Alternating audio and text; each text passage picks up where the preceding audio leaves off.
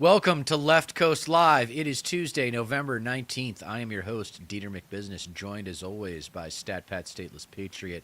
We are California lefties talking to you about national politics today. The DNC still in a state of denial.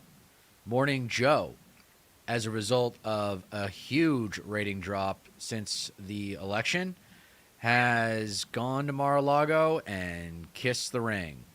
Joe Scarborough and Mika Brzezinski. We'll tune into that in a minute, as well as the daily news. But StatPad, why don't you start us off with a little bit of your thoughts of the day? What's going on? It seems to me like I still have not heard anyone calling for cleaning house at the DNC. Yeah. And, maybe that's just everybody being a good soldier. But it's surprising to me that, there's not more talk about really replacing the upper levels of leadership at the DNC. Right. Yeah. It's they've dug their own grave, honestly. I mean, when when we fight, we win. I guess they decide, oh, that doesn't work. Let's just bend over. That'll fucking work. It's beyond pathetic. And Morning Joe. I didn't know they went to fucking Mar-a-Lago. I heard that they did this, that they basically Yeah. kissed the ring and they just I like think they're worried he was going to come after them, and they're desperate oh for my god, ratings. They're really god, dude. desperate for ratings. Yeah, MSNBC has been this will getting killed. definitely fucking help their ratings. Yeah, just fucking No, people kowtowing are to bailing President out. Trump. Yeah, people are bailing I'm out. not People are I'm not like, "Fuck surprised. you." People are like, Yeah, "Fuck you guys." I'm not watch. I used to watch you every day. I still watch. I'm still gonna watch them for at least a little while because they get good guests like Ratner's economic analysis and so forth. yeah. But MSNBC, man, yeah, they've got some real problems over there. It's too bad. They should hire us.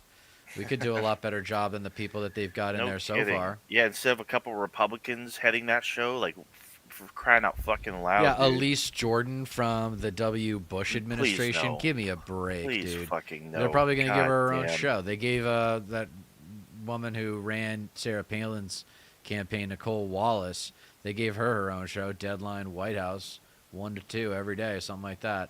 It's God, why? unbelievable. Mm-mm. Yeah, yeah. So should we check in? Let's maybe get that over with. Let's get the Sure. morning Joe stuff over with, just because everyone's kind of talked So about it already. here's But where we are.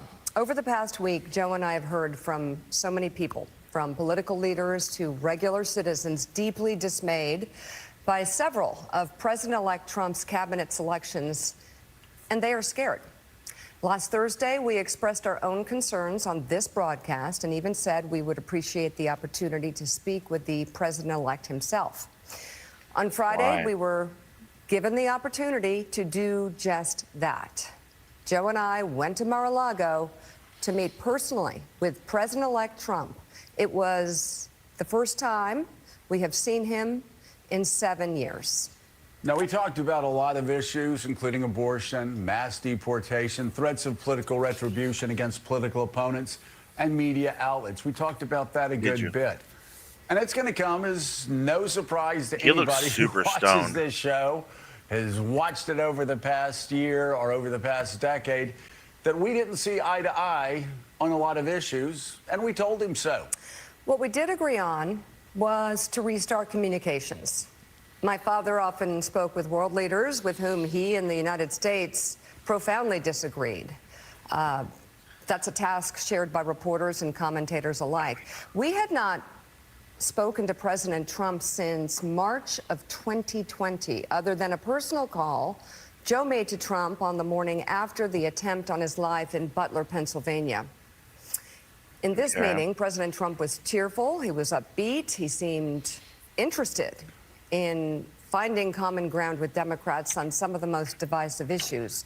He's And playing you those for a fucking asking fool. why Both of we would go you. speak to the president-elect during such fraught times, especially between us, I guess I would ask back, why wouldn't we? because we're at war. Five so- years yeah, of okay, political so here's my warfare thing, has right? deeply divided Washington. What exactly do they have to worry about when it comes to retribution against Trump? They're both fucking millionaires. Like, what stake does Trump have in the MSNBC to fucking start with? Let alone this program. Like, I think they're just what desperate for ratings. They're desperate for ratings. What in the actual fuck makes them think that going and kissing the ring of Trump is going to gain favor with their audience or boost their ratings or whatever? Fucking MSNBC Well, is they a just household alienated their name. audience. They just Of alienated their course, audience. of Yeah. course. Like what? Like they haven't learned a fucking thing. Do they think Republicans are going to come over to their fucking and No, start what they should be watching their doing, show? what they They're should be doing, stupid. they instead of God. look, I like Mike Barnacle. He's a Massachusetts guy, but you got to put him out to pasture and bring in a younger voice. The only millennial they have up there is Put all Jonathan these Lemire, fucking and he's put a all these fucking co-host. people- And then Willie Geist is in his late 40s, so he doesn't count. So they need some millennial voices on there, if not younger. I mean, you guys want to expand your horizons and get some younger people on there as like regular guests. They're not hard to find. They're not. I mean, all you got to do is do a little digging online. I mean, the thing is that mainstream media doesn't want to have younger independent media guests. No, That's of why course. Piers Morgan plays an important role. I actually- I hate Piers Morgan, like what he Yeah. stands for, but Yeah. he does play a very important role. Mm-hmm. No, he actually And has the country- on like a diverse array of guests, like an Yeah. actual fucking socialists on, like people who are far to the left of who the MSNBC fucking caters to, Yeah. like the MSNBCs of the world, I should say. Uh, we need more. I don't like Piers Morgan, but we need more of his kind in this world, especially in this media. Well, what if like Joe Scarborough took an interest in indie media and decided I'm gonna use my morning show? I wouldn't hold my breath. I know, but I mean, like, there's the missed creativity. Yes. Like, I know we're in news and everything, but there's still room for creativity, guys. Just think. I mean, it's literally think outside the box. And what are they doing? They're going deeper into the box. He is We have been- ideologically opposed to thinking outside the box. Yeah, definitely. As clear as we know how in expressing our deep concerns about President Trump's actions and words in the coarsening of public debate. But for nearly 80 million Americans, election denialism, public trials, and January 6th were not as important as the issues that moved them to send Donald Trump back to the White House with their vote. Joe and I realized it's time to do something different. And that starts with not only talking about Donald Trump, but also talking with him. As somebody close to Donald Trump told me this past weekend, this is a president who's not seeking re-election, so maybe, just maybe, now could be the time for both parties to get to work. And I know, given the jarring headlines that we read every day, that may seem like a stretch, but think about this. Of the 150 million votes cast, Donald Trump got 50%. Kamala Harris got about 49%. So I don't know. Seems to make sense for leaders you don't really of know both much. parties to seek common ground, if it's possible at all. And I will tell The you, last a lot of 8 Democratic years leaders. have demonstrated that there is very little common ground between the Right. parties, except for serving the capital class and the donors that prop both parties up, as well as funding, making sure that the defense industry is always fully funded more than they ask for. That is the common ground. That is the only common ground. Yep. That and daylight savings. We've talked to this past week Yeah, since yet the nothing gets done election about that. have told Mika and me it's time for a new approach. And when I say top Democrats, I mean top Democrats. They said, we're open, and this was before we talked to Donald Trump. They said, listen, we're open to working with the incoming president if the incoming president is open to working with us. Yeah, You the ju- you just question know is, that, though, like- how do we get there? You Hyperbole and personal attacks. you can tell Well, that he just hit the pen like a few chiefs of the pen, before he came on, because he looks stoned as hell. Like I can just tell he's just feeling himself, having a good time. Doesn't have So a gotta get fucking high to care in get the through world. this. Gotta get high God, to get through this. no, Yeah. of course. Like I Not mean, like work. if you're gonna surrender to the fucking enemy, the opposition, which I mean, let's be honest. Like fucking Morning Joe doesn't give a fuck. Like he's a Republican. He's not going to be affected. So it's just like this must be like exciting in a way because it breaks the monotony of simping for the Democratic establishment morning after morning. My hair on fire doesn't work. We've all seen that. What also does not work is threatening political opponents with arrest, harassment, and even jail. That is a failed path. Recent history has proven that impeachments and trials turn those on trial into political martyrs and only make them more popular with the American people. Just ask Bill Clinton and Donald Trump. We know this will be a consequential presidency. The question is whether it will be constructive. It will take a new approach from all sides, from both parties, and a leader who can bring them together. And only time will tell if Donald Trump is that leader. Time has told. Time has told. Have you looked at his cabinet? Do you know who Stephen Miller is? Do you know who these people are? It's not just Trump that's coming to power. It's all of these cabinet members too. And to suggest that he's going to bring the country together by doing things like getting rid of the Department of Education, it's absolutely ludicrous. Yeah. I mean, it's just like anything. They're whores. Anything for a fucking buck. Anything to get the ratings back up. Because they've got some fucking executive. I bet you they didn't even have a choice. I bet you they probably didn't even want to do it. But their boss was like, we need something big to get back in the ratings because everyone's tuning out. Yeah. And I bet you they're losing ratings because MSNBC was touting Kamala's strategy big time, playing to the center, playing to anti-Trump Republicans, trying to, basically taking the progressive left for granted, which is ultimately why she lost. I just did the numbers. By the way, Mika was off. It's not 80 million voters for Trump. It was 76.7 if you round. And then Kamala got a little over 7 million fewer votes than Biden did in 2020. Yeah. And she only lost by 2.6 million votes.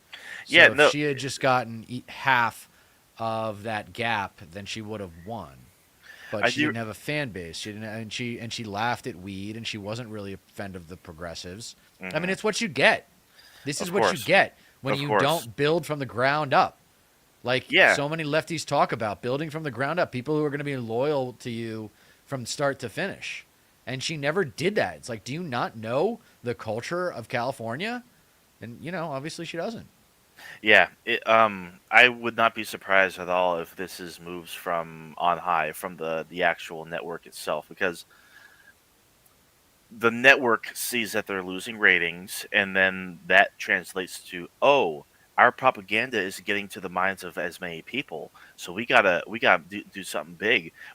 Because there's a reason why, like you said, they've been touting the Kamala strategy for this entire campaign cycle and whatnot, kowtowing to centrists, going more right in the campaign and whatnot. That fucking failed. There's a reason why people are tuning out, and they're fucking desperate. They're like, we need to keep on pushing this. The word is desperate. Yeah, that's totally the word. It's super desperate. We need to keep on making people think that moving to the right and trying to court Republicans is still the strategy to go, even though it's fucking not. The fucking market-driven media, man. This is the for-profit motive hard at work within our media environment, and it shouldn't be this way, guys. It shouldn't be this way. For all of those listening, if you want a rabbit hole to go down, get to know the Telecom Act of 1996. Fucked everything up. Plus, we also let him know that we will continue to speak truth to power and push back hard when called for, when it comes to progressive, as we have with all presidents. But don't be mistaken. Candidates. We're not here to defend or normalize slow Donald to respond. Trump. He's so stoned. We're here I can tell. to report on him and to hopefully provide you insights. Is weed legal in New York? Better equip all of us in understanding these deeply unsettling times. Yeah. And I am reminded of what Marty Barron, legendary Kind editor, of funny. told his Washington Post reporters Mika's back in like, the is first that her term. name Mika Brzezinski? We're not Yeah. going to war. She's just trying to keep a straight face because I think she knows too. Like, That he's stoned. yeah, she because like she kind of made a face when there was like Well, she too also long of look a at her pause face right there. now. She looks like she can't believe what she's doing. Yeah, she's like, I that's can't believe I'm fucking doing this. Yeah, that probably She plays hates into him. it as well. Of No, course, dude, who the they were fuck saying doesn't? like they believe he's fucking Hitler and that the minions are Nazis. Maybe they're worried also Right. that Trump could go after them. Yeah, I and mean, also personally. it makes me wonder like how much of this is like them going along with it because all they know about Trump is what they cover and they don't really follow much of it outside of their job, and like maybe they're like, oh, I mean, maybe like this is the way to go, just like go kiss Trump's ring and play him up or whatever, or at least like see if we can establish like a civil discourse about this and that or whatever, like without realizing that civil discourse is basically like poison to a lot of terminally online rights, as well as people who are in Trump's orbit. Like they don't give a fuck. Like they're all fascists. So who knows? We're going to work. So let's go to work now with David Ignatius. David, first of all, I loved, and I told Go Marty, to war, I you loved piece of shit. All right, so that's enough of that. I mean, that's Yeah. just whatever. That's Yeah, the footage that everyone's shown.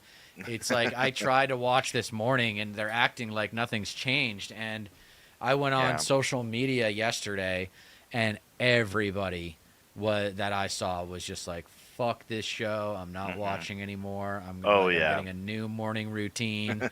I mean, people are just all about hating on Morning Joe. By the way, have you gotten a Blue Sky account yet? I just downloaded it. I haven't set up an account yet, but I'm definitely going to be primarily posting there and whatnot. I'm on Threads, but that's kind of linked to Instagram like a bit too tightly, so it's like more of like an extension of my Instagram. So Threads isn't where it should be. Yeah, look at Fuck this. you to Joe Scarborough, Mika Brzezinski, and the entire Morning Joe crew. Yeah, What else can one say? yeah. Yeah. Jeez, Here, what's this one? Oh, that's probably just like a meme. I'll watch it. Yeah, it's just is unwatchable this morning. I mean, yeah, Yeah. I'm never watching Bye. Morning Joe again. Adam Kinzinger, cowards. Yeah, Adam Kinzinger. Wow. Yeah. Trump's victory is so complete. Morning Joe has fully surrendered. Both hosts went to Mar-a-Lago to kiss the ring. Astonishing. Buck Yep. Sexton, gross. Yeah. Yeah. Posted by Brian Stelter of CNN fame. Yeah, God, I mean, whatever it takes. I mean, people really shouldn't be watching fucking Morning Joe to begin with because they serve the fucking capital class like we've talked about before. I know. Like, they try to I keep know, them and it's kowtowing so to sad. It's so Republicans. sad that It's like pathetic. that's the closest thing that we have to a major media outlet. Like TYT is such a joke. Mhm. With Anna Kasparian going to the right now, Jenk's starting to play to the right. I saw the Vanguard guys go live earlier today and cover it, and it's such a disgusting what's happening to our country's media landscape. I mean, I thought that. I mean, Midas Touch, like we talked about, is doing some stuff, but I don't Midas really Touch see, is great. Yeah. I don't see anybody really coming in and supplanting TYT, which is what I think needs to happen. No. Yeah. I think TYT's got to go, man. I That hope place Majority is so Report stale. takes their place eventually at some point. I got some. Yeah, I what do you got a got? good number of viewers coming in. Thank you guys for joining, and make sure you turn on notifications so you don't miss the shorts that I churn out pretty often, and also it notifies you when we go live. Talking about Morning Joe surrendering to Trump and going to Mar-a-Lago and to kiss the ring, and it's just beyond pathetic, and it's also desperate on behalf of them because they know that they're losing viewers, and because they're losing viewers, their message of centrism is king is not getting out to as many people. Like they know that like the reason people are tuning out is because there's like their strategy of Democrats and their cheerleaders on MSNBC of playing more to the right, becoming more like Republicans, isn't landing with people, and it shouldn't land with people because it doesn't fucking win. Democrats can't win that way. You like moving right, you're always going to be a loser because like what's the end? It's like we've talked before about this in previous streams. It's like, do you just need to copy the entire GOP agenda? Do you need to start reading like Hitler's speeches and just pass it off as the new Democrat playbook? Because the it's a dead end. Like fascism is a fucking dead end. It's like you need to counter that from a progressive standpoint that actually challenges capital, but that won't be allowed because the Democratic Party doesn't challenge capital. They both parties serve capital, and it's That's just like an endlessly frustrating thing. And all we can do is just sit here and talk about it. It's a fucking merry-go-round, and it has been for years now. Yeah, well, I mean, we just got to prepare ourselves for 2 or 4 years from now because things are going to get really bad, and there's going to be a huge demand for the Democratic Party to step up. They'll probably win no matter who they run because it'll be one of those elections where the presidency and maybe both houses of Congress are handed to them on a silver platter of conservative failure. I don't know how anybody thinks these next 4 years are going to go well. There's no fucking way that these 4 years are going to go well. I mean, unless some Republicans grow a conscience here, I don't see these mass deportations not happening. They're definitely going to happen, and they're going to be gruesome. He's going to use the military, dude. He's going to use the military inside the borders to. He's going to use the military on domestic citizens of the United States, which is, of course, unprecedented. Yeah. Since the Civil War. Yeah. No. Of course. Megan says gritty pinned post. Which pinned post are you referring to, sweetheart? Because mine on Twitter has been the same forever. It's just promoting my channel. Wow, 8 people all of a sudden. What the hell? Thank you for joining. Like I said before, hit the notification bell so you don't miss all my shorts and whenever I go live. We try to do this every Tuesday at least. Sometimes we do Thursdays. We do a little short stream. Try to do twice a week, but. I mean, I don't see any other shows like this, like Morning Joe, like saying, "Well, I guess we just need to bow down to Trump now." Like what kind of environment do we live in where we don't have more prominent cable networks and whatnot challenging power? Because that should be their role. And like, if power funds both major parties, it's like. If you can't beat them, join them. Like that doesn't sound very appealing to me. That is what it feels like. Yeah, that's what it feels like. Is if you can't beat them, join them. All right, let's get into another big name Democrat who's going to tell us why things are the way that they are, or will he?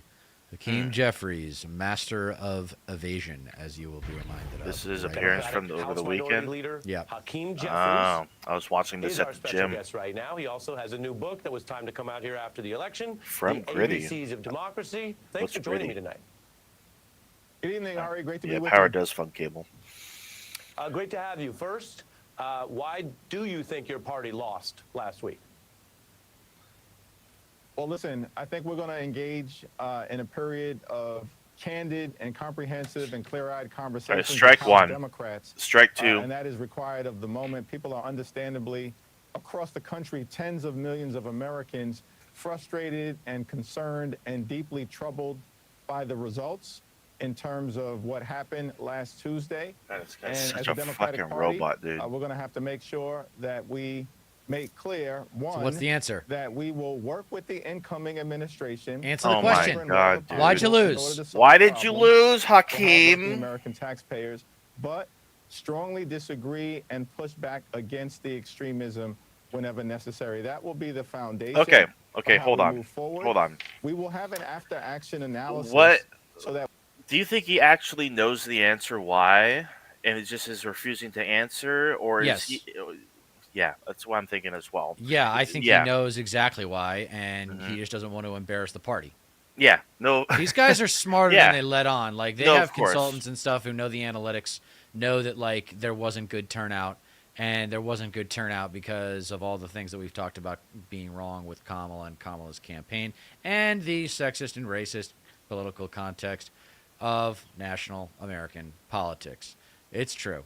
That we can figure out collectively what happened on Election Day, why did it happen, and how do we prevent that type of adverse So is he admitting that he has no electoral idea? result from ever happening again, beginning, of course, with the off-year elections in 2025 and the midterm elections. He's in suggesting that they haven't really figured it out yet, or they haven't Yeah. discussed it and agreed upon it yet, so they aren't prepared to come out with some sort of unified statement about what went wrong with this election. It's just kind of delaying the Delaying responsibility.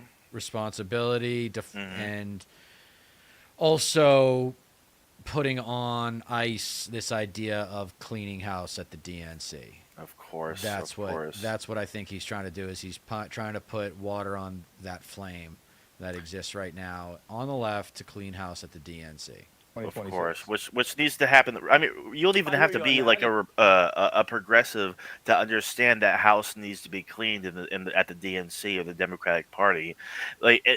For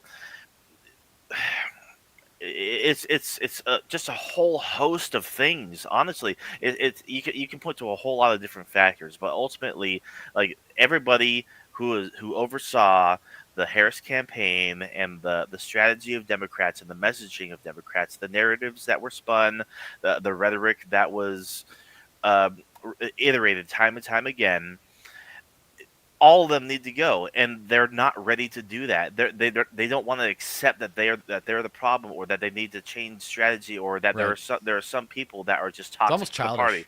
Yeah, no, of fucking course. It's like they're not going to fire their consultants, because their consultants are likely what will give the party a whole bunch of fucking funding, for crying out loud. No, I didn't see what Cenk Uygur said about that, Megan. I'm gonna have to look on X or Twitter. It sounds like you're looking forward and After leaving this. time and space to do the actual analysis. So I understand that. But there are a couple basic theories kicking around, and I have you here, so I want to ask you. I mean, theory one, of course, is that this was an anti-incumbent economy election, that there was a backlash to prices and inflation, which is as much about the macro environment as something great that your opponents did. The second theory that has gotten a lot of attention, including from Pelosi and others, as you probably know, is that Biden stayed in too long and you didn't have time to get the ideal candidate. That's true. That's and it. Even that the party should have That's looked a big beyond thing. the Biden-Harris administration. And the third theory is that there's something more out of step or wrong with the Democratic Party's core values and pitch to voters right now. I get that you're going to go through all the evidence over time, but can you give us a peek into this? You are a leader of the party. Do you think this is a inflation thing? Or a wrong candidate knows thing, damn well or why they maybe lost. there needs to be larger Yeah. soul searching? I think it's definitely clear that the economy, inflation, and to a lesser extent, issues connected to the border played God, an who talks outsized like this? role in how many voters made their electoral decisions, particularly as it relates to He talks their way too much support with his for the hands. former president. I don't think there's enough evidence at the House level or at the Senate level to suggest that this was an anti-incumbent thing when 90% Bullshit. of our 31 Bullshit. Battleground No, and- this was 100% an anti-incumbent thing. When Yeah, the I don't know what fact he's that talking about. the fact that Kamala Harris refused to distance herself from Right. fucking Joe Biden is Yep. a big part of what turned off a lot of voters to her. Like for Right-wing media was putting that View appearance on loop after she made it. Yes. She's like, see, it's basically They- like voting for Biden. If you they vote got- for Kamala, you're basically voting for Biden again. You're voting for more of the Yes. same. They got so much fucking mileage out of that, and it cost her. Like, I understand you're the vice president, and you don't want to throw your fucking, your president under the bus, the person that you share the fucking White House with, or whatever the fuck. But like, for crying out loud, you need you like offer something at least better than him, like go farther, like while also championing his fucking positions. Fuck, and the way he talks, I like just expand that a little bit. Like, it's one thing to talk with your hands and like make points and whatnot, but when you're like saying On fucking TV. virtually, when you're saying virtually nothing, talking like this with your hands, you're It's a like when distraction. you're not making any fucking actual points at all. You're just an overcoached, polished corporate goon. And I mean, that's to be said about the party leaders to begin with. But fuck me, dude. Outran the national environment and are on their way back to the United States House of Representatives. That's not an anti-incumbent wave, because the overwhelming majority of them would have been swept away. And that's a credit to our incredible incumbent frontline House members who connected with the people that they represent, have a vision for the future, focused on the kitchen table pocketbook issues that matter, and have been reelected. I think it's also fair to say that when you look at the battleground situation that occurred at the Senate level, and far be it from me to speak for my colleagues in the United States Senate, but it is clear that you had multiple Thank you for joining. battleground Please subscribe. states where Democratic incumbents, or in the case of Alyssa Slotkin and Ruben Gallego, 2 House members, we're very proud of them, were elected to the United States Senate on a very tough night.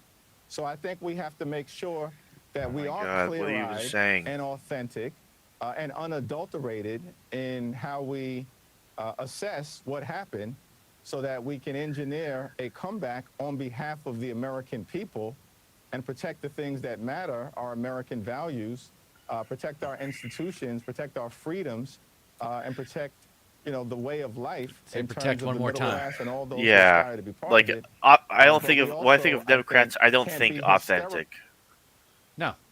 No, they're just bad actors. No, our they are. assessment that this was some anti-incumbent wave that knocked down Democrats all across the country, when the facts actually say something very different. Yeah, I appreciate you engaging on the conversation lost there. the Senate. And you're certainly Yeah. making a fair point, right? That Donald Trump improved his numbers. There are people who look at that and say, how, with everything exposed about him, could he improve his numbers at all? That said, It's it wasn't because some Reagan-esque it's audience. fucking because Donald Trump didn't win as much as the Democrats fucking lost. Right. They were expected they weren't Trump gained 2 million votes. Yeah, the Senate gained Republican seats. There are a couple seats that the Democrats should have at least kept or flipped, but they weren't, even though they weren't projected to win the Senate anyway. Like this was like, you did not excite voters. Turnout wins elections, and you didn't offer anything. You didn't people are not going to vote for the status quo for crying out loud. Like it's one thing to harp away at Trump, but if you don't harp away on the issues where it fucking matters, the fact that he would be so much worse for the economy, and you actually have a plan, like a better plan that was being put forth, one that's a lot more fucking comprehensive, like people see through that. Like they're fucking struggling, they're fucking hurting. So this is entirely a Democratic Party failure. I think MSNBC might have taken a hit in ratings because their post-election analysis has not included a whole lot of talk about turnout, and I think their audience, their viewership, knows better. Like the viewership knows that turnout was the reason why Kamala lost this election, why all of those Trump is gaining numbers are skewed, because Kamala got 7 million fewer votes this election than Biden got 4 years ago. Talk about that. One comment about turnout, not one comment. So we got Carville next. So let's see if either of these guys talk about turnout. And some of your team did get back up and still have the support of the voters.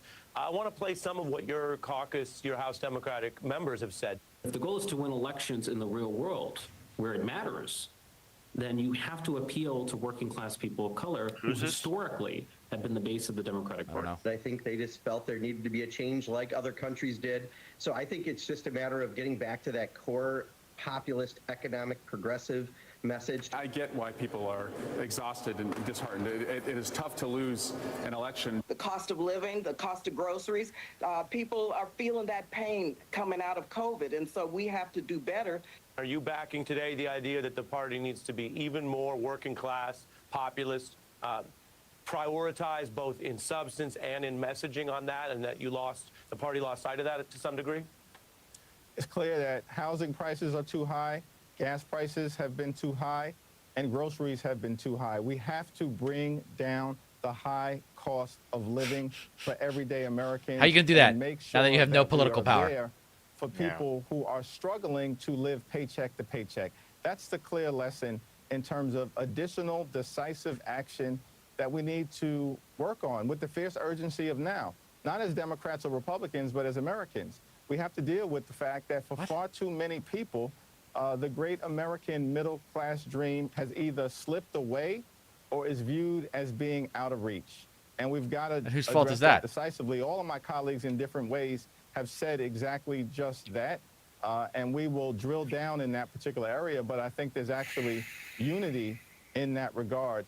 And that is something that we plan to work on and work on together, maybe tackle with the Trump administration if they are serious about dealing with these cost of living issues. But we will certainly forcefully talk about it and present solutions to address it. We have I swear to God, like I even to someone who has been inside these battles for decades. Before we get to Carville, I even posted on Twitter about this. Like Dean Phillips, the guy who was actually running in a primary against Biden this election cycle, posted to all the progressives fleeing Twitter. I'm not going to call it X. How in the world will you understand how half our country feels if you only congregate with the like-minded? Speaking about people going over the blue sky. Right. That's what got us into this mess in the first place. So stick around, engage in some debate, make your case, learn different perspectives. And I quote to him saying, I am begging and pleading with Democrats to finally understand that the terminally online right does not believe in civil engagement nor civil discourse, especially like the farther fucking right you go. They don't care. They don't want to work with shit. you. They want to beat you. Yes. They don't want to work with you. They don't give a fuck. You're the enemy to them. Yes. You're the enemy to them. It's not complicated. Stop trying to reason with someone that keeps hitting you in the face. It's called an abusive relationship. All right. Bingo. James Carville supposedly comes around in this one. Selection debrief. Oh, I see. Oh, man. Oh, God. A sizable majority voted for abortion rights, but also for Donald Trump. There are many notes in the election results. We regroup, we assess. Here on The Beat, we always follow the facts. And tonight we turn to a legendary political strategist, James Carville, who played an outside role this season. First, loudly saying what Benjamin Button, everybody. Later on in the year, as you know, James, you early on publicly said maybe they needed to look beyond Biden to the top of the ticket. And you've said other things people like and don't like. Welcome back. Thank you. Because I'll say some things people don't like again tonight, but that's just the nature of business. Glad to be back. Yeah, God, well, here's the first question, and it's very similar to the question I opened with Leader Jeffries, James. Why did the Democrats lose last week? I think there are a number of reasons, but there was a pivotal moment in the campaign. That was on The View. When the vice president I'm glad that everybody, like, even James Carville fucking agrees, dude. So, it's funny. You had, in the previous second, so just before the commercials, Hakeem Jeffries is telling you that it wasn't an incumbency election, an anti-incumbency election, and now Carville is telling you the exact opposite. Yeah. That's crazy. That's the money question. And she said, I can't think of anything. And, of course, the Trump people had it up as an ad 6 hours later. Yep. And when you're in a country that wants something different, you got to give them something different. And we had a That's why she fucking took his place in the in the first place. That were very articulate. Well, it's funny. It's too bad because she was something different. She could have been something different, but she never. And this is kind of the story with Kamala Harris. Is she's never taken control of her own career. She just sails the winds and goes which way the wind is blowing. Yeah. And that's not leadership. No, that's not leadership. A good president, a good leader sometimes says, I know this isn't popular, but it's the right thing to do. Yeah, it's one thing to be like someone who doesn't make it about themselves and doesn't really have like the qualities of a leader per se. Like Bernie Sanders championed the fact that he was people powered, like not me, us. That was a big tagline of his campaigns for president and whatnot, and that actually hit because people believed it because he was actually speaking to the issues of the people. Like it's one thing to not be like a leader in that regard, but be a figurehead that actually champions the issues. But Kamala Harris didn't have that at all. So like, because she didn't have that, at the least she could have done is make herself seem to be an actual leader that can move the party forward in the way that it needs to be moved. Right. Yep. Absolutely. Very able to distill and put a message out, but we were never allowed to choose that. And we were just where we were. And that was not a good answer. And people will come back and say, well, she did a lot of things right. Yeah, if you do 49 things right, but you do the big thing wrong, it haunts you in politics. It's a business where some things stick harder than other things. Yeah. Yeah. Well, and that's a point that's very much a right now point, James. What you said about Biden, those numbers, her being partly arguing for change, but being tied to Biden. There's a larger thing that happens, as you know, after every election, which is everybody says the party should do what they were saying anyway. Meaning the liberals want it more left, the centrists want it more center, yada, yada. I want to play Bernie Sanders, who on the one hand has... Here we go. Oh, you love Bernie, don't you, Jim? But on the other hand, maybe... Yeah, look at James' face. Bernie. Answer every time. But Yeah. here's what A better-looking Sanders said bald man. If you're an average working person out there, do you really think that the Democratic Party is going to the mats, taking on powerful special interests and fighting for you? I think the overwhelming answer is no, and that is what has got to change. When you have millions and millions of people working for starvation wages, you got to speak to that reality.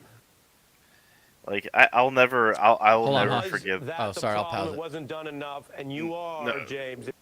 Yeah, I'll just never forgive the DNC for shivving Bernie Sanders, especially on the fact, like, you look at his appearances on right-wing media or like on the Joe Rogan podcast, like who's watched by primarily right-wingers and whatnot, or on Theo Vaughn or whatever the hell Lex Friedman, like, people in the comment section support him. This guy's one of the good ones. I actually like this guy. When I was doing what my the fuck does that tell you? When I was doing my solo stream last week, I got several people that voted for Bernie the first time, but then voted for Trump this time. Mm-hmm. And it's like, well, at some point they were open-minded. They're just all anti-establishment, big-time anti-establishment. And maybe that is the variable that we're not talking about collectively as a society, is the Bernie vote, right? Because the Bernie people came out for Biden 4 years ago, and that's the people. That's the only reason. That's got to explain a big chunk of these 7 million votes that she didn't get. The discrepancy is there. I fully believe that's it. It's almost 7.2 million votes that she didn't get that Biden got 4 years ago. Yeah, so, she didn't like Bernie actually spoke to economic issues in a way that resonated with people. She didn't whatsoever. And he also campaigned with Biden, and she didn't make any outreach to. She didn't make any outreach to Biden. I mean, or to Bernie. I mean, Bernie spoke at the convention, but that was really it. AOC spoke at the convention, but there's no nurturing of the base here. There's not even like throwing them a bone. Like, when was the last time progressives got anything they wanted? No, of course. I wouldn't be surprised if like her advisors during the campaign were like, "Oh no, Bernie's poison. Don't campaign with the squad." Right, like, I'm sure. Yeah, because they were all Biden, Clinton people, and they all hate Bernie. Mm-hmm. If nothing else, I never like to talk about, and if I didn't know you better, I wouldn't talk about what could go on your tombstone, hopefully many decades from now. But it might be it's the economy stupid, among other things. So you, as Mr. It is the economy stupid, was this an economy election? And if so, is Sanders right that on populist, working class, kitchen table issues, the Dems didn't do enough? Well, what he is not right about is Democrats have done a number of things for working people. I mean, Obamacare expanded health care for 23 million more people than had it before. A lot of things in President Biden's Build Back Better program created millions of jobs for working people. These were half measures, dude. I know. Some of the point here.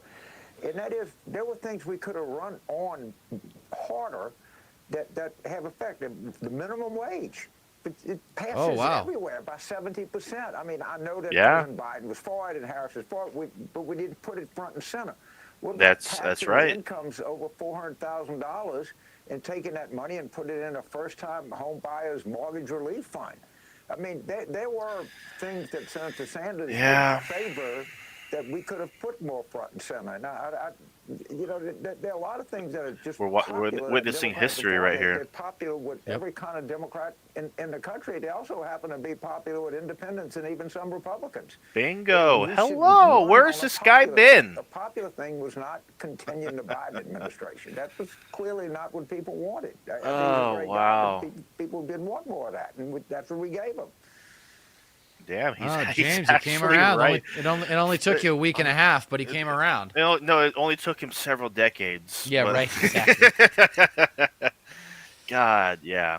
But at least he finally did get there with the political analysis, because the political analysis is undeniable. I mean, I'll show you the results here. So I'll just show them to you really quick. So this is Kamala, all right? She got a little bit over 74 million.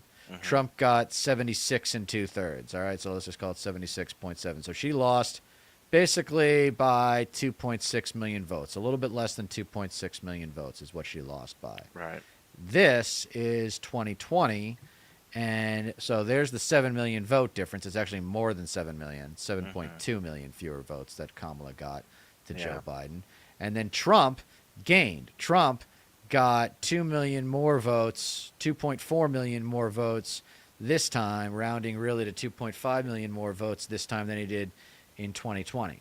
Right. So where is, it's not a whole lot of flip-floppers. It's probably a lot of new votes, because we've got a lot of Gen Zers who are voting for the first time, and they seem thrilled to vote for Trump because he's funny.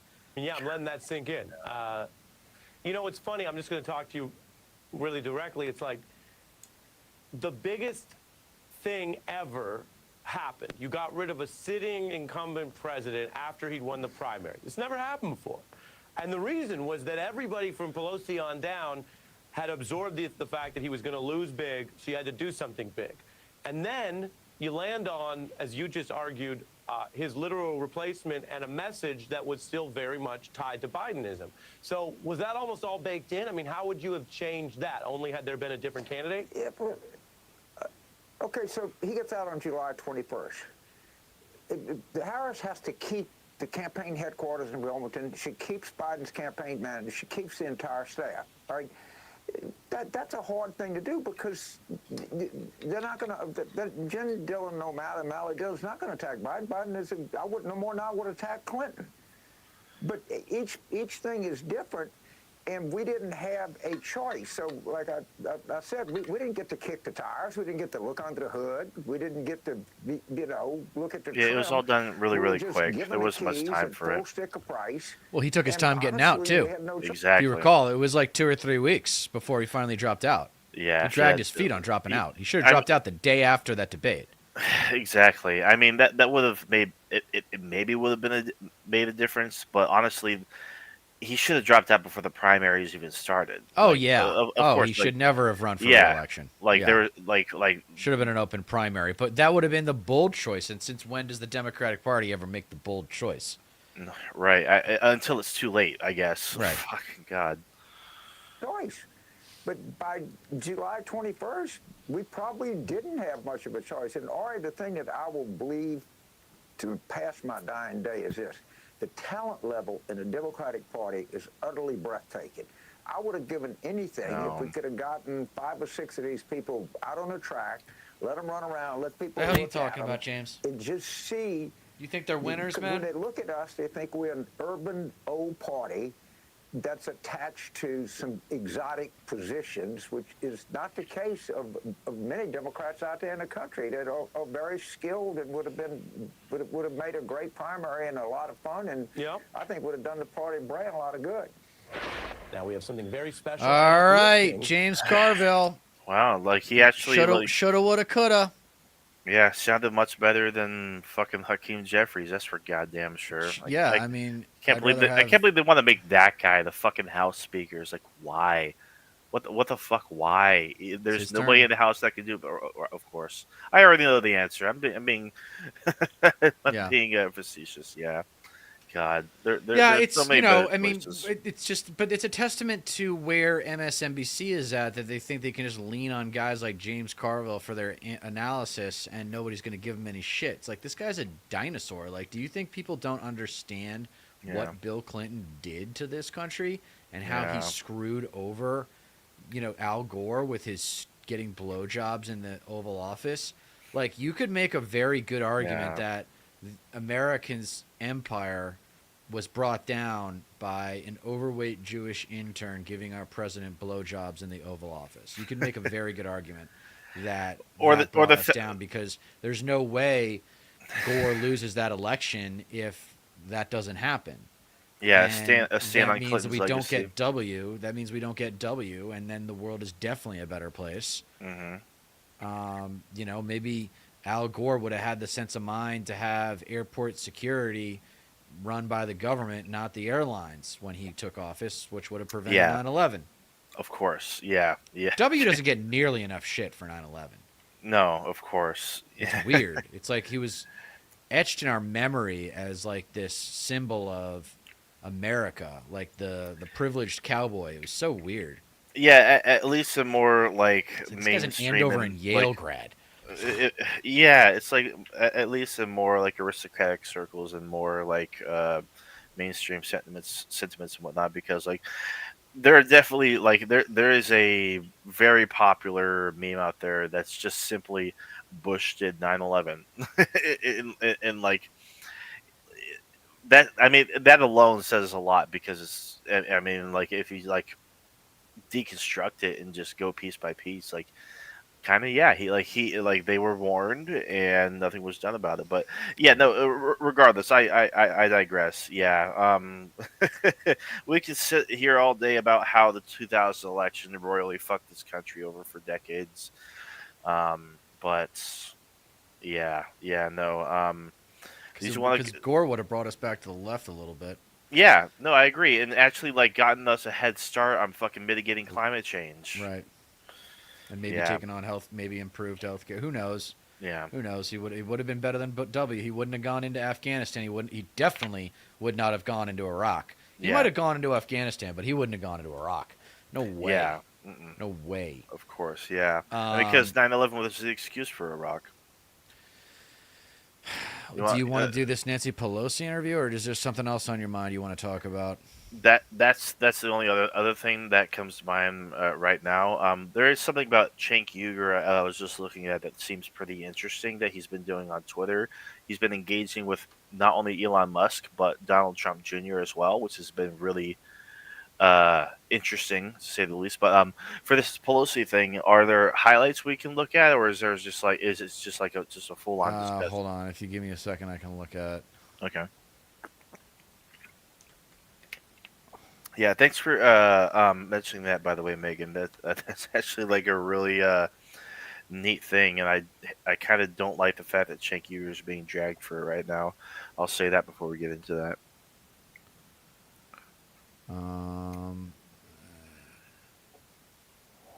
Do you know who she was speaking to, Pelosi? Yeah, I mean, I've got the video. I've got it right here. Like, let's just listen to the first bit because it's pretty. Sure, I'm down. Let's just listen. We'll do it at like 1.5 speed. Just to we'll dissect it. New York Times. Be a huge disappointment for you and the Democrats. Telegraph. How are you feeling?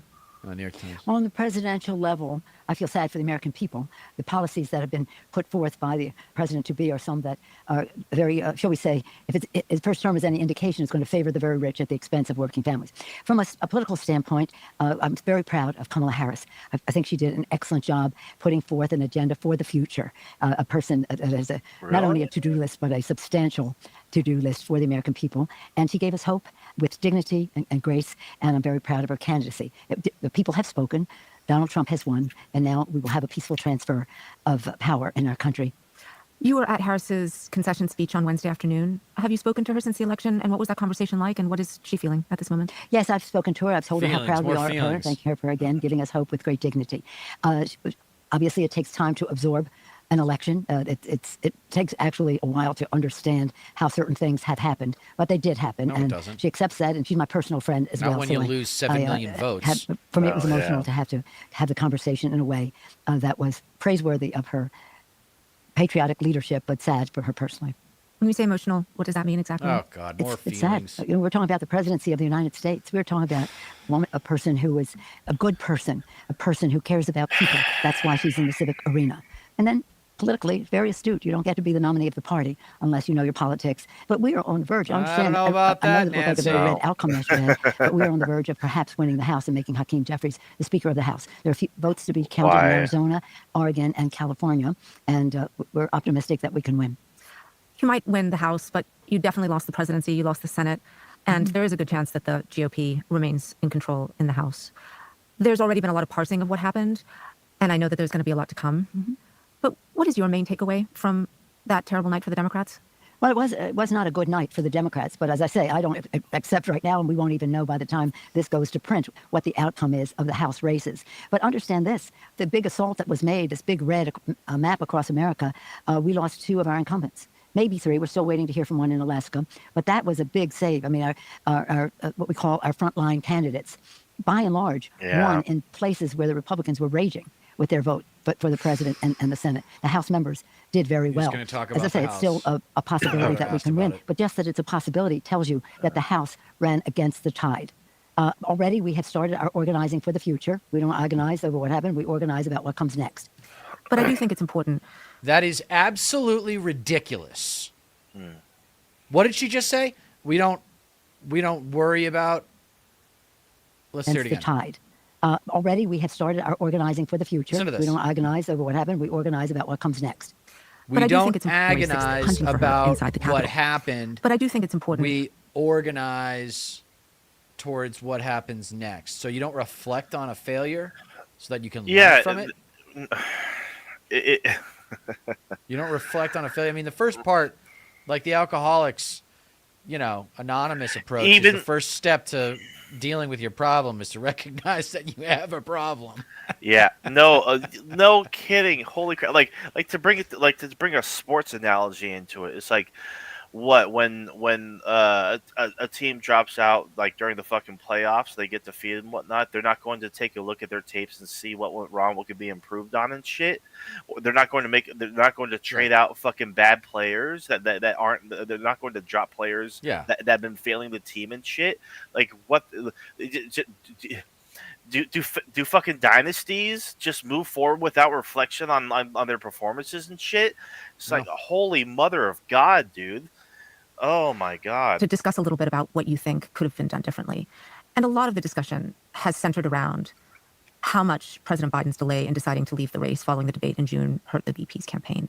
You were very involved in encouraging him to leave. And there's reporting that you were concerned about him being the candidate well before the debate in June.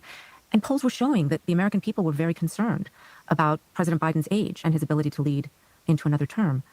Do you wish you'd gotten involved earlier than you did? No, well, the president made his own decision to step aside and to endorse Kamala Harris.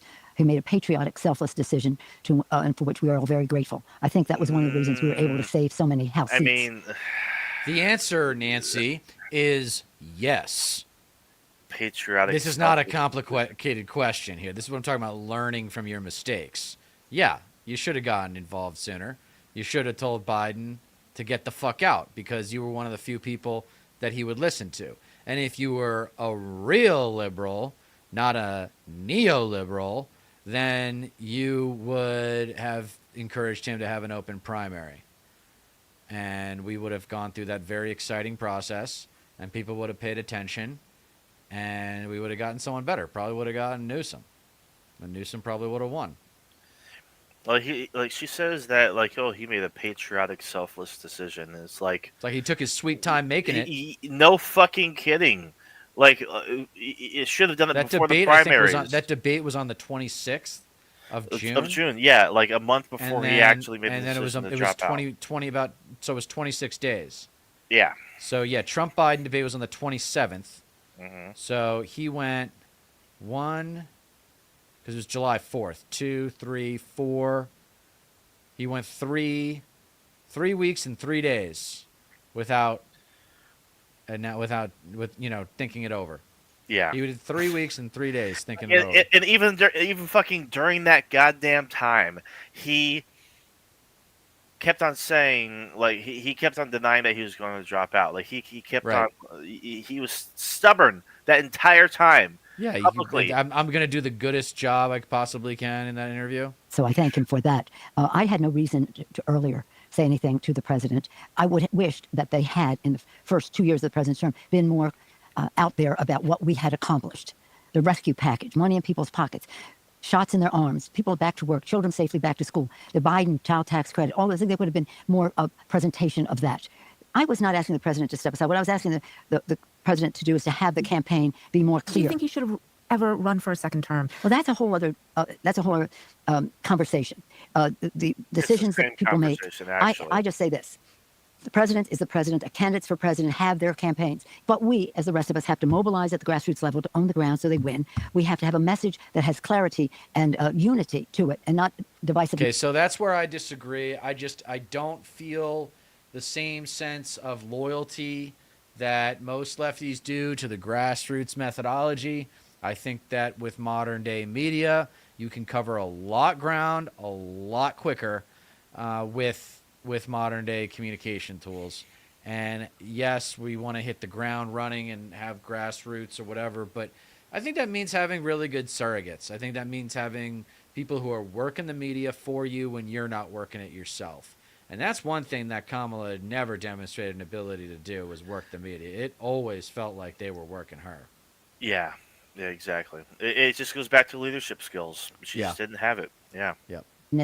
Just in terms of alienating people. And third, the money to get the job done. We did all that we needed to do to win the House as well as the White House.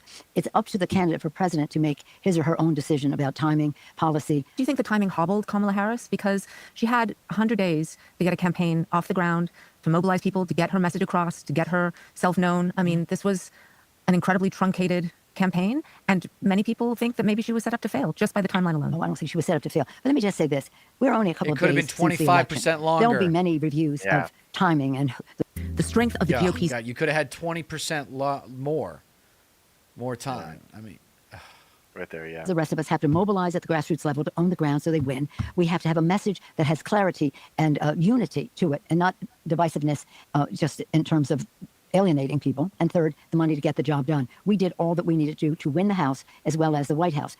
It's up to the candidate for president to make his or her own decision about timing, policy. Do you think the timing hobbled Kamala Harris? Because she had 100 days to get a campaign off the ground, to mobilize people, to get her message across, to get her self-known. I mean, this was an incredibly truncated campaign, and many people think that maybe she was set up to fail just by the timeline alone. Oh, I don't think she was set up to fail. But let me just say this. We're only a couple of days since the election. There will be many reviews of timing and the who, what, when, and why, and where as we go forward. And books will be written about it. The fact is, she did a great job. You know why it's important to reflect on an election actually pretty close to when the election took place? Is because you remember the strategy that they used to down the home stretch towards Election Day. You remember what they were prioritizing, what they were highlighting in their rhetoric. And we progressives are never going to forget that Kamala Harris did not play to us after the convention. Yeah. That's a huge no-no. 7 million votes. Pretty sure that was the progressive base. With the time constraint that she had. Had the president gotten out sooner, there may have been other candidates in the race. Kamala, I think, still would have won, but she may have been stronger, having taken her case to the public sooner. You've talked about your interest in having had an open primary. Yeah. And as you know, it would have uncovered her weaknesses, her strengths. It would have tested her electability. That's what the primary system is. Yeah, like during the 2020 primary. And it would have also perhaps resulted in a nominee that wasn't so... Which you didn't even make it to. Tied to an unpopular president. Well, it's interesting that you say those things. I don't think that any review of the election should be predicated on weaknesses, but strengths of Kamala Harris. What? What the fuck is she? Do you know how to compete? Do you know how to compete? Oh my God. She gave people hope. Should be predicated on weaknesses, but strengths of Kamala Harris. She gave people hope. You want to know what her weaknesses are so that the next candidate you pick doesn't have those same weaknesses. Focus on her strengths when she fucking wins. You don't focus Right. on like if you lose, if you fucking lose a contest like this, a contest What that's were her as, strengths, as by the big as way? this, yeah. What fucking god damn like Playing to her strengths, she was cute. She was camera friendly. What are we doing here? Caused a great deal of excitement in all of this. It's when about you winning. lose, You you don't have don't to look at tell your me strengths, that. you look at your But the fact weaknesses. is, we're caused a great deal of excitement in all Listen of to this. this. It's about winning. You don't have to It's tell about- me that. But the fact is, I we're think I set up do. for what comes next. Should there have been an open primary, though? Well, see, we thought that there would be. It was the anticipation was that if the president were to step aside, that there would be an open primary. And as I say, Kamala may have. I think she would have done well in that and been stronger going forward. But we don't know that. So basically, you're telling me that the Democratic Party, the party of diversity, the party of inclusivity, the party of future solutions to current problems, the party of out-of-the-box thinking, didn't have any kind of collaborative meeting sometime after the midterms to think about what 2024 would look like? Yeah. There's no collaboration in the DNC. Apparently, it's a dictatorship. Yeah. And when you've got a 78-year-old guy or whatever, 80 now, who is on the verge of death and looks like it, sounds like it, maybe you should mitigate his ability to make decisions. Maybe somebody should talk to him and that can get through to him. Maybe, I don't know, his wife. Yeah. And you could have had a little heart-to-heart with Jill and said, look, for the greater good of the country, you got to get him out of this primary. Yeah. Plenty of time. You had plenty of time to get him out of the way. The entire year, so that way, like if he was to drop out, like after the fucking first debate, which is what ended up happening, I mean, even by then, an open primary wouldn't have even been fucking ideal to begin with because of like the fact that like his name was already on the ballots of several states and whatnot, and like all the campaign funding would have to be it wouldn't be as easily allocated to whoever does win the open primary. Right. It should have fucking happened before the primaries even fucking Right. started. Yep. That didn't happen. We live with what happened. And because the president endorsed Kamala Harris immediately, that really made Another sign of a loser. These little words matter. Watch. She says, we live with what happened, not we learn from what happened. We live with what happened. And because the president endorsed Kamala Harris immediately, that really made it almost impossible to have a primary at that time. If it had been much earlier, it would have been different. But we're not here to agonize. We're here again to organize on how we go forward. We're going to have fresh, new talent, perhaps Kamala among them. That's up to her to go forward for the next election. But I think people need a little rest from elections right now. We're still fighting to win the House, so we're not finished with our race. But it's a pretty exciting road ahead, and time goes by quite quickly. In a bubble. I'm sympathetic to the desire to move on from what is a very difficult one. I do, though, feel like the Democratic electorate is looking for some reflection now and some understanding of how things ended up the way that they did. Back. And, when you look at what happened on Tuesday, you can see it in two ways. You can see that the country embraced Trump, or you can see that they rejected the Democratic Party more broadly and the Biden-Harris administration. How do you see it? Well, I don't see the Democratic Party more broadly. We lost 2 seats in the House, and we expect to pick up some more to offset that. Right now, we're about even. So I don't think whatever you said, with all due respect, applies to the House Democrats. You know, though, that the way that the House runs is different than you run a national campaign, right? House races are run, very locally. Exactly. They message specifically for their district. Yeah.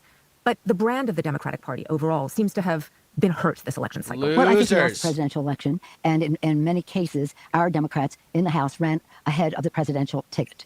So you're branding that we all got rejected. We didn't. We're still in the fight right now, and it's going to be a very close call. I don't see it as an outright rejection of the Democratic Party. Now, I do have a discomfort level with some of the Democrats right now who are saying, oh, we abandoned the working class. No, we didn't. That's who we are. We are the kitchen table working class party of America, dude. And that's why we're it's just close this call sense in the of House. fucking entitlement, dude. It's just like so out of touch. It's just like, oh well, we don't need to appeal to the working class. We represent the working class. They're with us. We actually speak to their issues and whatnot. Then why the fuck did you fucking win? God damn it! They have fucking idea. The data doesn't support that. Any superficial analysis of this election reveals that. No, they did not talk to the white working class nearly enough. Because the white working class is actually pretty sharp, as are all working class citizens, where they know whether or not the government's helping them out or whether or not they believe that the proposal for a new government is likely to help them out. And that's the big problem. I think I don't really want to do this anymore.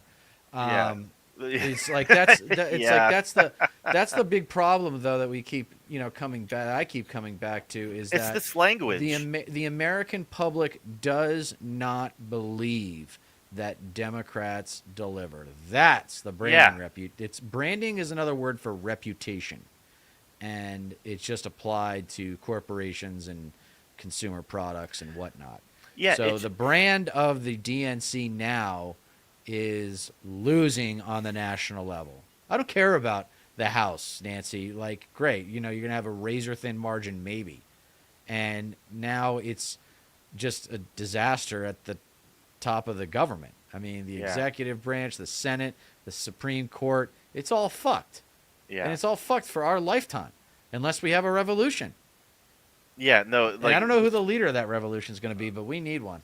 Just that kind of language here that in this interview from her, like, the working class is behind us. We don't have to. Therefore, we don't have to change anything. We don't have to self-reflect. We don't have to change any of our strategies. We don't have to self-reflect. We don't have to look at what went wrong and how to learn from that. That's not the modus operandi of the fucking Democratic Party and the fucking elites like Pelosi. We're crying out fucking loud. It's like no wonder they fucking lose. Like, they're not going to learn a goddamn thing. Yeah, it's going to be just, we got to hold on to our hat here for the next 2 years. Yeah. Because it's going to get really ugly. I mean, we're seeing sports figures do the Trump dance now. The double hand job dance. God, dude. Put that shit in Fortnite. It's like false god worship. I mean, yeah, it really is like a false messiah. They think he's going to come in and save the day. You fucking idiots. Yeah. I saw a piece recently on toxic masculinity, and it's like, yeah, I guess it is a thing after all. No, of course. Yeah. It's not going to be pretty. These meatheads that just are bullies. They're just fucking bullies. That's it. They're obsessed with competition. I remember getting into it online with some guy, not recently, this guy, Vinny Rodriguez. Let's react to one of his videos. And he's like, yeah, long story short, I said something along the lines of, yeah, you got the gun, so you got the power, right? See, you're just nothing but a bunch of babies. Like, yeah, we got the guns, which means we're in charge when things go crazy. I'm like, yeah, there you go. That's what it's all about. That's what it's all about. Yeah, right. All right, here, I'll let you decide what you want to see from this freaking chode. Liberal rage. White dude fail, feminist meltdown. Let's do left wing media is dying. Let's do that one. Where's that one? Media crash? Media crash, yeah. Media crash. Do you have the rating? Yo, what's up? Gross. Liberal media is tanking, and this is following my prediction that the liberal media will entirely collapse. Let's take a look at the data right here. Mainstream media like MSNBC and CNN are hemorrhaging viewers and destroying their businesses as people turn their backs on the outlets in record numbers following Trump's landslide victory. MSNBC's most prominent hosts also saw a collapse in ratings. MSNBC's most prominent hosts also saw a collapse in their numbers, according to Nielsen ratings. Joy Reid down 54.6%. Ari Melber down 49.6%. Chris Hayes down 47.2%. Alex Wagner down 43.6%. Morning Joe numbers up and top. Morning Joe down 39.6%. Commentator Kevin Posobiec from conservative news outlet Human Events confirmed this, saying MSNBC is collapsing. We're putting together the numbers right now because I've been looking at the ratings. Do you know the ratings? Yeah, Joy Reid is down 54.6%. Fucking on the list. Oh no, they're collapsing. They're total absolute psychopath. Joy Reid, I have been saying this for a long time, but she deserves to be just totally off the air. She's going to go. Yeah, actually, she I will agree with literally that. go down below. She's talking about 20%. Beyonce. Her thing is gonna crash 80% Oh, plus. man, she got Everybody Beyonce. has Kamala figured got out, and I'm not Beyonce. going to listen to them anymore. Exodus from MSNBC but is she unsurprising paid for after the bizarre Beyonce. commentary that has taken place over the election period, such as Joy Reid urging her viewers to shun family members who voted for Trump. Do you recommend, just from a psychological standpoint, being around them? We got the holidays coming up. So I love that you asked this question because, there is a push, I think just a societal norm that if somebody is your family, that they are entitled to your time. And I think the answer is absolutely not. And Sky News host Rita Panahi Sure. exposed another bizarre MSNBC Don't have a commentator. problem with. Now it's time for lefties losing it. The post-election analysis is underway, and we've talked about Republicans being blessed with some of the dumbest political opponents on God's green earth. Sky And this next News. lefty is no exception. Australia's Here is Fox Vanity Fair and News. MSNBC's Molly Dong-Fast, Yeah, it's owned by the blaming not Murdochs. just misogyny, but institutional Of course, misogyny. yeah. I don't know how you sexy call the images liberal. for Kamala's I don't know how you downfall. call the media liberal anymore. Leaned into a lot of the institutionalized misogyny as a way to try to neutralize her effectiveness. So she was a super effective speaker, really galvanized voters. Did she really just say that Kamala Harris was a super effective speaker? She was one of the worst public speakers that I've ever seen. When we fight, we win. Her speeches were like talking to kindergartners. In a really important Can't way. disagree And with what that. the Trump campaign I mean- did, and I think ultimately they were able to, was they flooded the internet with over-sexualized images of her. They spread lies about her romantic history. That is so Yeah, I mean, it's one thing. reality. It's Yeah, it's one thing to fucking like criticize her as like a weak and ineffective candidate, but goddamn, just like the far right loonies and shit, just an abundance of over sexualized images Oh, of yeah. her, sexist images, and fucking statements about her and her history and whatnot. It's just like. It's just fucking gross. Is that Well, is that expect the it. fucking best they're you Republicans. can do? They're Yeah, Republicans, so expect it. They're going to break out all the stops. They will do whatever is required to win. Yeah, that's why they win. Funny that she actually claimed that Kamala is a really effective speaker, the word salad queen who can't utter a coherent sentence to save herself. But Molly wasn't done yet. Listen to this bit of bat poop crazy analysis where she claims that Correction, batshit. We say batshit over here. Kamala's own campaign, It's which on was cable, dude. hyper-focused on securing the female vote, was actually anti-women. And well, remember, he ran this Rose campaign, right? A campaign that was largely sort of anti-woman in a way. Look, it's only a matter of time before Yeah. Molly joins the other Yeah, crazy I mean, it's She true. ran an anti-woman campaign. I am so fucking lost. cat ladies and Give the fucking attention, dude. Trump did. And democracy. The dire ratings are leading MSNBC's parent company Comcast to sell the network. Oh. Commentator Dave Rubin mocked the network for its ratings Yeah. disaster, saying the way people consume media gives a has now fuck changed. what Dave Yeah, they're Rubin actually thinks. listening to people that aren't full of shit now. And joked that he would Dave buy Rubin is MSNBC. absolutely Live full show of shit. for He an took hour and Russian 15 money. minute show. We had 680,000 Yeah, views. he literally on, paid YouTube, for which my I don't How's know that if Russian money? YouTube. How's that Russian And money we treat you, had Dave? 131,000 I'm going to on stick Rumble, that so in your that's face till the day you almost die. 800,000 views. That's not including any of the clips or anything else, and they would kill for those numbers. I am not. Well, I guess I'm saying it as a pat on the back to my staff and that we're doing something good here. But the Even point is, David the Pack thing been calling has out changed, and there's to his breaking news face just in the about last that. half hour that NBC Yeah. Comcast is planning to sell MSNBC next week. You know what? I'm going to buy it. I'll throw in. What are they selling it for? What if I bought it? They don't need to guy's sell it. such They an need to idiot. liquidate it. They just need to totally get rid of that network. MSNBC, that was like the core to all of this. Once that falls, the rest will follow. MSNBC, and then I made them all work with me and do the like, you dance for me, lady, blonde lady. Elon, that's hilarious. Elon should buy it. Put them all in a jail Oh, yeah, cell. that's head really, cell, really and just, like, funny, see what Dave. happens. How much could they possibly be selling? I'm that worthless piece of cackling shit for? over here. I'll throw in 500 grand. 500 grand. I'll buy MSNBC. Like, all right, why not? Let's see what happens. And it's not only MSNBC that is suffering a rating slump. CNN is reportedly looking to offload hundreds of staff members, including some of their biggest stars, as they struggle to keep the lights on. As Yeah, it ratings turns tank. out Commentator Charlie placating Kirk to said, the right "Working CNN doesn't to fire fucking stars." pay off. Yep. Hundreds of staff as the network's ratings continue to tank. And this commentator said Comcast is putting MSNBC up for sale. CNN just announced massive layoffs coming. Maybe Wow. the new owners will figure out that lying nonstop to your audience is a lousy business model. But it And look what the lying has done. You've seen these people that have been reacting that I have on my channel to the victory of Donald Trump, how insane they are. It's the media's fault, man. These people don't really think for themselves, and that's okay, I guess, to some extent. But you have to hold the media accountable. There's going to be a huge shift, and it's happening already. It seems as though some hosts on CNN are struggling Well, to there's take a there's responsibility. a difference between. You think this guy knows what the 1996 Telecom Act was?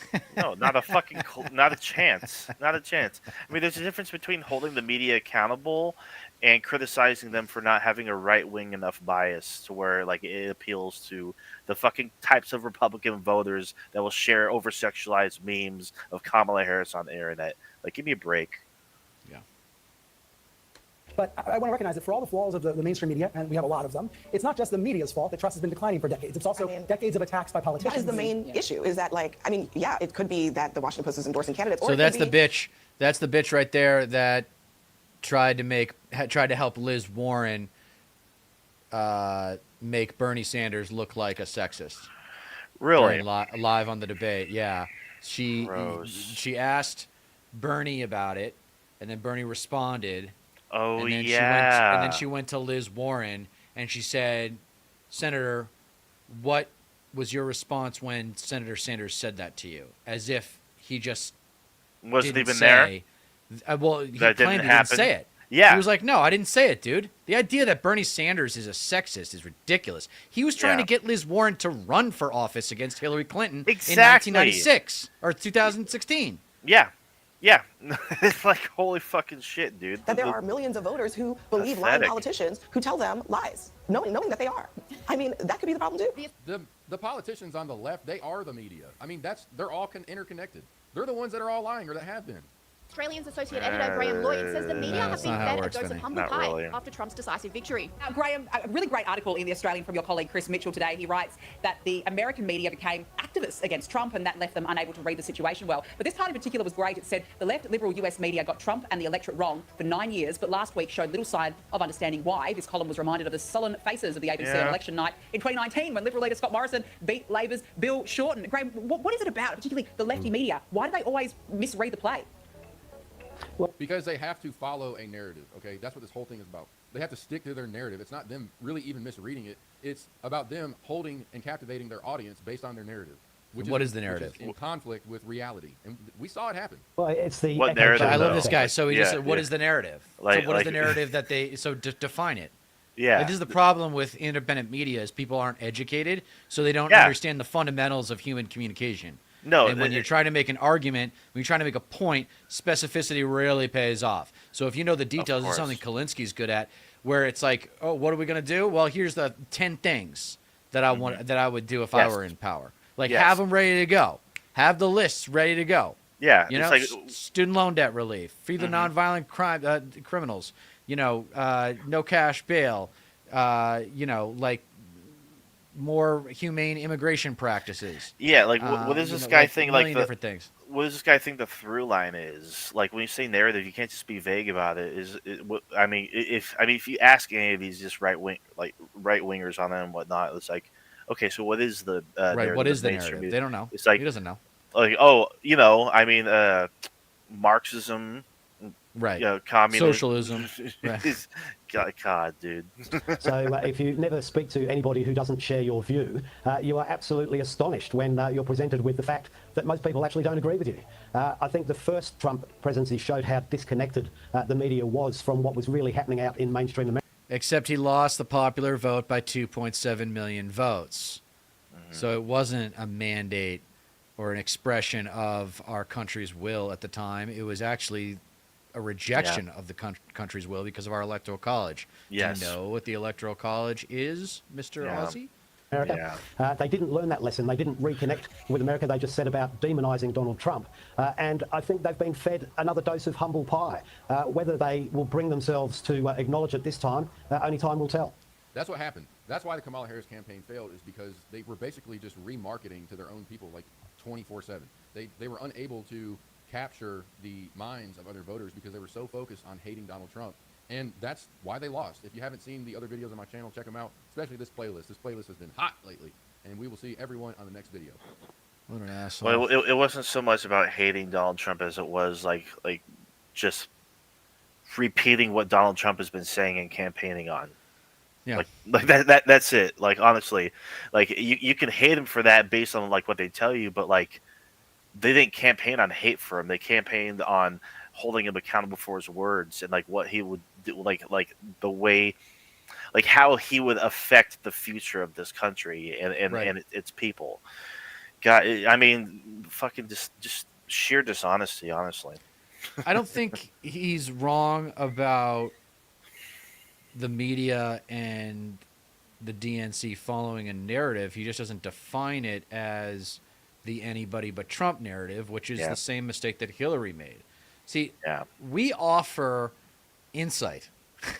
We actually connect the dots. We don't just show you the dots. We show you how they interrelate with one another. Bingo. So if you want to go listen to Vinny Rodriguez and get some fucking guinea douchebag who doesn't know shit about politics, be my guest. But if you want to be part of the revolution, you stick around here. Yeah. I mean, there's a market, like, and there has been, I mean, since the advent of Trump, for just reactionary content. You know, just people who talk like they know what they're talking about. Yeah, yeah. As long as like you make sure to iterate to your audience, oh, left bad, or like, gosh, isn't everybody just so mean to Trump? What the hell? These people are obsessed. It's Trump derangement syndrome. These crazy liberals, wacky, let's trigger the libs. It's just like endless junk food, and there's just so many fucking personalities like that, and they fucking. I mean, there's a market for it, and it's also where a whole lot of fucking money is, like right wing media apparatus. Because, yeah, as we've spoken about before. Well, we will be back Thursday. We're going to be with the Progressive American, Connor, and he will be back joining us. We got to watch our language, and that'll be really fun because he's a great guy. He knows the game. He knows the party. He knows how the ground games work, and I'm sure he was probably more devastated than either of us by Kamala losing. I think he was. I think he was pretty optimistic too. So, anyway, I am Dieter McBusiness for StatPat Stateless Patriot. We are reminding you that you don't get change in America by asking nicely. See you guys in a couple of days. Thank you for joining.